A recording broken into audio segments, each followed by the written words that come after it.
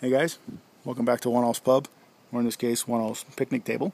Up north this weekend at our cabin, enjoying ourselves, relaxing, and thought I would just film a quick vid here under the pines on how to properly flip a Hinderer XM-18. I'm going to show you how I do it. I'm going to show you another way that I see other XM users do it, and I'm going to show you how not to do it. Start with how not to do it. And how you don't want to do it is treat an XM-18 like a pull-type flipper. By that I mean where you grab the front of the flipper here and you pull back. If you do that, you always get this kind of an action. And this is where you hear people say, no, these things don't flip good. A pull-type flipper operates under the premise of a really strong detent, so that as you pull on it, the detent holds the blade in place, and you're building pressure and building energy, storing energy inside that detent. And then when it finally breaks detent, all that energy is released, and the blade deploys. That's fine for a pull-type flipper. The XM-18 is not a pull type, it's a push type, as evidenced by where Rick Hinderer put the jimping. He put it here on the convex side of the flipper, not on the concave side, not on the front where you pull.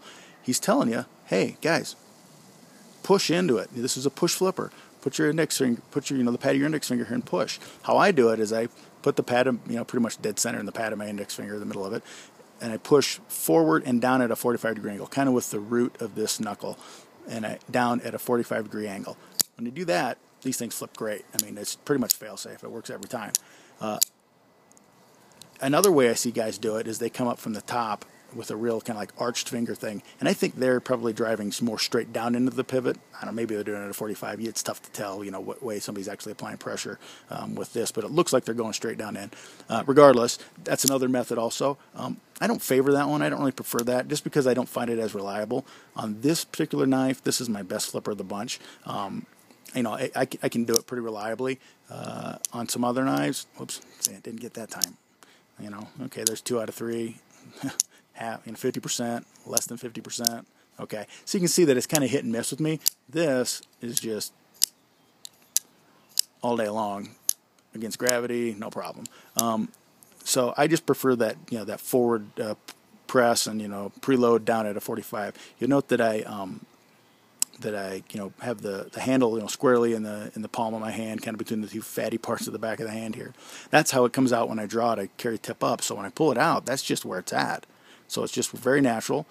Fingers perfectly set and ready to go here. It's real linear along the spine of the knife, and then all I got to do is just give a little bit of a push, and it pops right out. Ooh, Bertbot lost his head.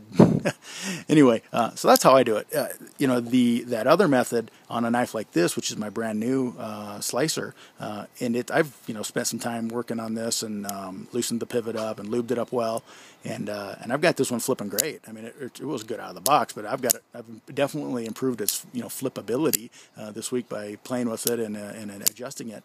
But this particular technique does not work very well on this guy at all. I really struggle with that, and if I bear down and get it, I can get it, but then I end up with this tattooed index finger from the jimping. So I just that seems like a lot of effort to me, and way more than is necessary. And besides, when I pull it out of my pocket, that's where I'm at. I don't want to have to kind of come at it from the top. It's just bang, snap. That's just how it works for me. All my knives work great, with this particular technique that I prefer. And in this one, which is several months old, this does not. I just don't.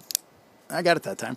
I did, but again, it's kind of spotty. Sometimes I get it, sometimes I don't, and again, I end up with this, tattooed finger, and it's a little bit painful, frankly. And this method, just seems to be spot on for me. So that's how I do it. That's also, ironically, how I saw Rick Hinderer do it. And that's, frankly, why I do it the way I do it. He was really the one that kind of showed me how to do this. I got this knife at a lottery at a show, and when I got it, I was out talking to him afterwards, and I was like, hey, Rick, show me how to flip a Hinderer XM-18. I'm no good at it. So he grabbed this very knife, held it just like this, and he just said, just grab it, push forward, and, on the flipper, snap it out.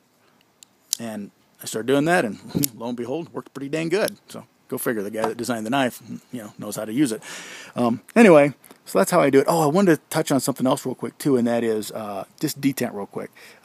This is a Gen 3, and it's got the weakest detent of all of mine. If you know anything about XM-18s, you know that typically Gen 3s seem to, for whatever reason, have a little bit weaker detent, and that's true in my case, too. These are all Gen 4s.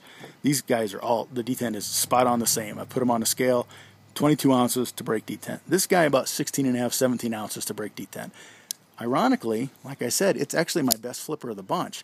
So that kind of puts the lie to the, oh, you have to have a great detent to make a great flipper. You don't. You have to have a really strong detent to make a pull-type flipper. You don't have to have a really strong detent to make a push-type flipper. And again, the XM-18 is a push-type flipper. I don't have the problem that people have with detents on these knives, or I don't, it doesn't seem to be a source of complaint for me. I like them. I think they're great. They flip great, thumb stud deployment too. So I like the detent where it's at. I know some people complain. I think a lot of that complaint comes from people not quite understanding that it's not a pull-type flipper, that it's a push-type flipper. Once you do that, it's all good. Anyway, that's 1 All's 2 cents. You can keep the change. Sláinte.